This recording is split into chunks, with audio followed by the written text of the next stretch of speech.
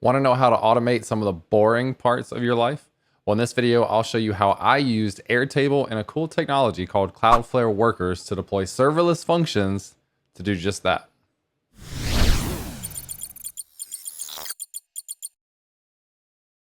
What's up, everyone? I'm James Q Quick, and if you're new to the channel, just know that I do weekly and bi-weekly videos on web development related topics. So if you're interested, make sure to subscribe and check back in for future videos.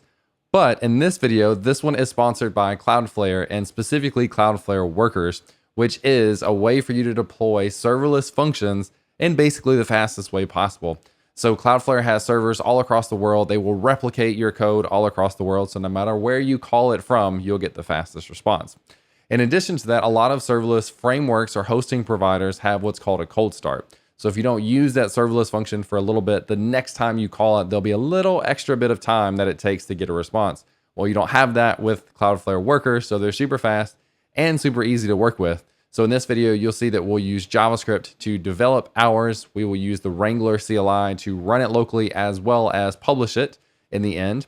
We will use environment variables, and if you need, they also have the ability to do key value pair storage to access across your workers as well. So if you enjoy the video and you're curious, want to try it out yourself, there's a link below for you to try out. If you do end up doing anything with Cloudflare Workers, I would love to know about it. So let me know in the comments if you've used it before, if you enjoyed it, how did you use it? And all of that said, let's go ahead and dive in. All right, so before we dive in, I want to give you a little bit of context as to what problem exactly I'm trying to solve.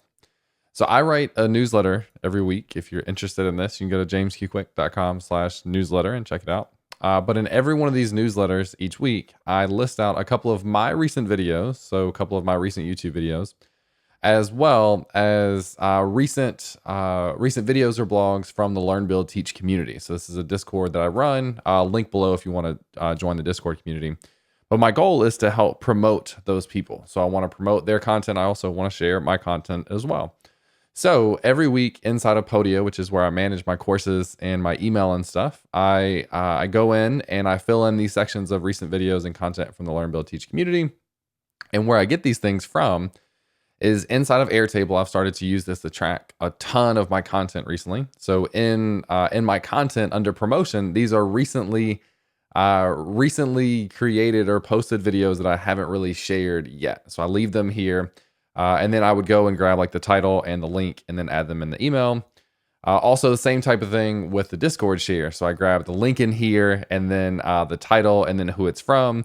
And I add all of that in this email. And I realized there's really no reason that I should have to do all of that. That's way too much work for no reason. So what I wanted to do was create a little worker here that would grab that information out of Airtable and then give me the information. This is not going to look pretty, but it gives me those links so I can just copy these in. I don't have to format anything. I just copy those in directly into Airtable, or excuse me, into Podia, and the email is basically ready to go.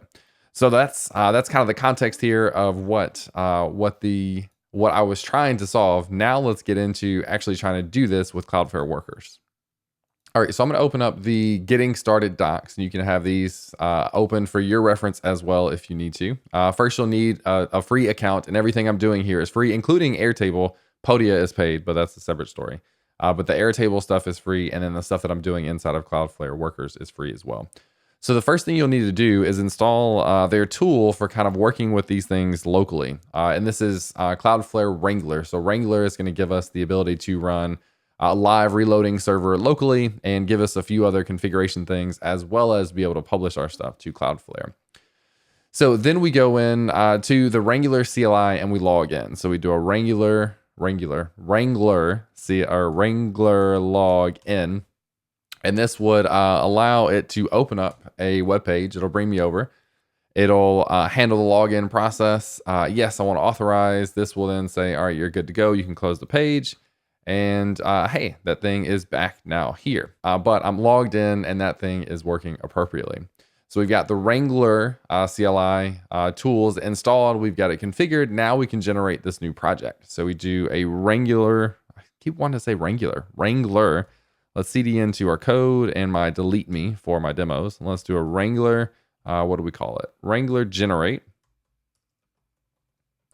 my worker 2, so we can give ourselves a second one. All right, so that will work. That looks like it's good. Now let's open that up. So inside of code, inside of VS Code, let's open up my worker dash 2. All right, this will open up for us. Let's go ahead and make this big here. Make that full screen. Cool. And let's just kind of look at what the starting code is. Most of what we have here is in the index.js. And this says that we are going to listen for fetch request. We are then going to respond with some sort of handler that handles the request. And in this case, there's only one handler. This thing will handle the request, and it will return back a response of some sort that includes maybe some information as well as any necessary headers, like what type of information we want to return back. Once we finish this, we will actually be returning HTML because the page that I just showed you, the demo, is actually returning HTML. So that will be the goal, is text HTML eventually. So we've got that set up, and if you scroll through here, then it's, hey, write some code. And so now we need to write some code to actually grab things from Airtable and then generate the HTML templates for what we want. So I'm going to create a utils folder here, and then I'm going to create an Airtable.js, and then in Airtable.js and a templates.js. And just for the purposes of this demo, I'm going to go ahead and copy these in. So source code, link to the source code below, so you can go and grab all that stuff, and I'll explain everything of what's going on. But let me copy in Airtable first. So remember, in Airtable, there's 2 different places that I wanted to grab my information from. There's the James Q. Quick base, is what they call it in Airtable. And then there's the Learn, Build, Teach base. So those are 2 different bases that I need to grab information from, and the information is slightly different. So let's start with the two main functions here: get LBT, Learn, Build, Teach links, and get JQQ links. So this thing will make basically a regular HTTP request to Airtable. Following, you can look at the Airtable API docs. This will kind of show you how to make these requests in REST by default. So if I look at James Q. Quick and I go to one of my tables, the content table, it shows you how to make these requests in curl. Where's the example of this? Oh, we need to go down to a get list records. There we go. So here's a curl, and it makes a request to airtable.com v0, and then the base ID. So you notice that is here. So there's this one is Learn, Build, Teach base ID. And then you also have your API key. So I need to make sure that I have the API key somewhere accessible to me, but those things are private. So I don't want you to see those. I don't want anyone else to see those. So we'll come back to that in a second. And then let's scroll down and you see the same type of thing. So we query from Airtable JQQ, and we use the API key as well. So there's 3 private credentials that we're going to need to have, or secret credentials. Well, really the Airtable API key is the only one that's really private, but I like to use environment variables just to abstract a little bit of stuff anyway. So inside of these Airtable API request, there's a little bit of query in here. So this first filter by formula is saying I only want to get stuff that's emailable. I've clicked the checkbox to say, hey, yeah, I can email this thing out. And then down here, this is only stuff that is published and ready to promote. And then also has, I can't remember if I added archived is not false. So it's not already been shared and it's archived. We get that data. We then return a minified version of that data where we just strip out some of the information that I don't need and then flatten the information out. So typically Airtable will return an ID and then a fields object. I just want to put all of those properties of fields right inside of the root object. So we flatten this thing out and get some more streamlined data. And then the next part of this is we copy in our template. So this is just a little file here to take in some records for Learn, Build, Teach, and JQQ. And then we return back an HTML string. So we create a list item for each one of these with an anchor tag to the link and the title, who it's by if it's a Discord user. Same exact thing for my links, except it's always by me, so I don't need to specify. So we have those 2 little helpers there.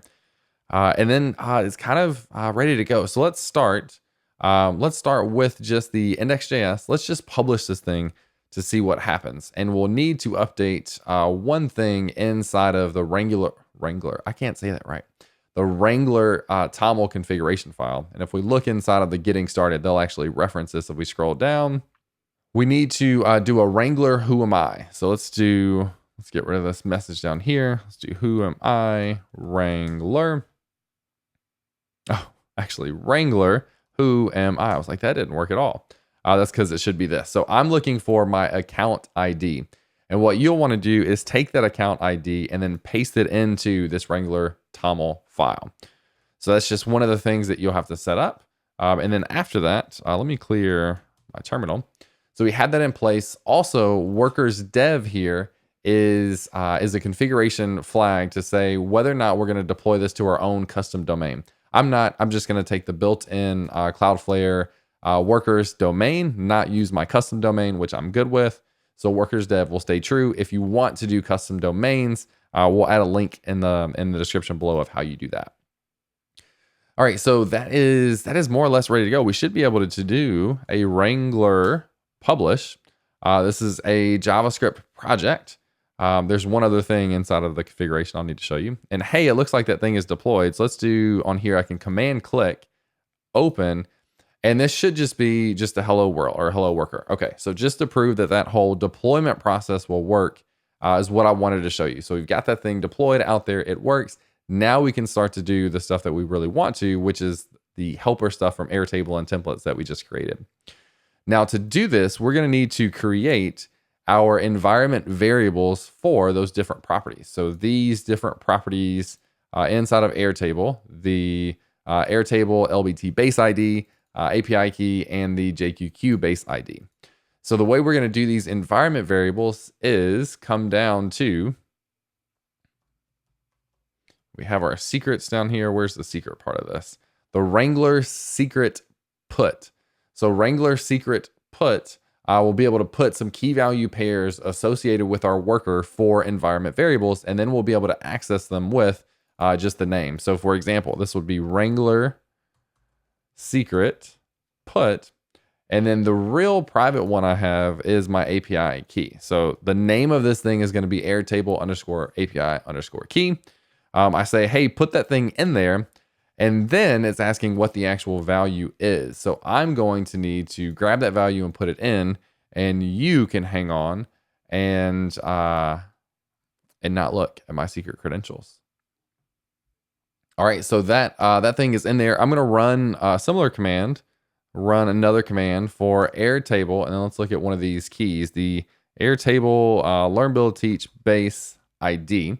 So we'll put that in there, and this is not necessarily so private. You can actually see this, but I don't really feel a need to. So if you're using Airtable, a place where you can find that is inside of the docs, inside of the API docs, and you can grab your thing from here. So that's where mine is for JQQ. Again, not private because it doesn't do much without the API key itself. And actually, this should be the learn, build, teach one is what we're working on. So let's go to learn, build, teach, and let's grab that instead. So let's go to Discord share. Let's go to list records, and this one will be the learn, build, teach one. So here is the learn, build, teach value. That thing is created, and then we'll do the Airtable JQQ base ID. And I've got that still copied to my clipboard over here.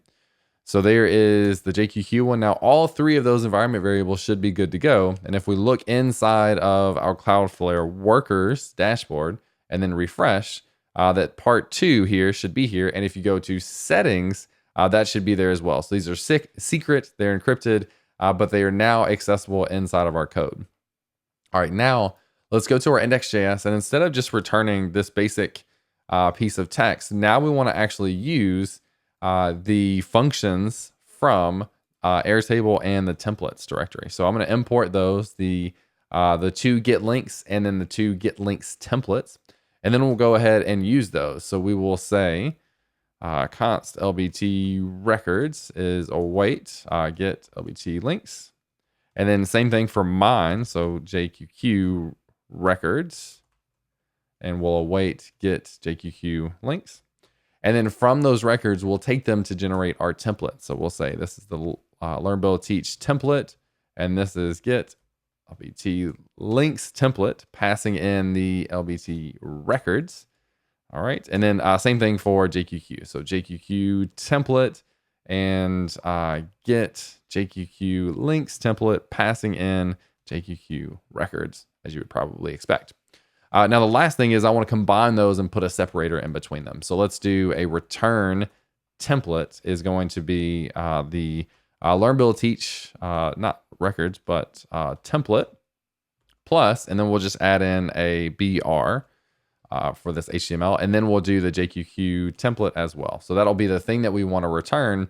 And we want to return this thing inside of here. So we want to return the return template, as you might expect, and then also change this text to HTML.